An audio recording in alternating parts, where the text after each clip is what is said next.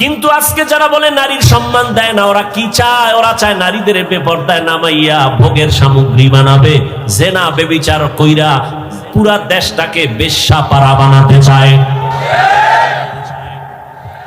ওরা লম্পট, ওরা নারীর দুশ্মন, ওরা মানবতার দুশ্মন, ওরা স্বাধীনতার দুশ্মন, ওরা রসুলের দুশ্মন, ওরা ইসলামের দুশ্মন।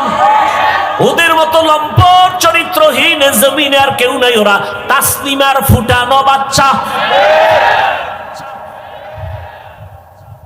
কিয়ামতের ময়দানে রব্বুল আলামিন যদি প্রশ্ন করেন, দ্বিতীয় আমার ইসলাম দুনিয়াতে টিকাইয়া রাখার জন্য কে কল্লা দিয়েছো, রক্ত দিয়েছো, শাহাদাতের পেয়ালা পান করেছো?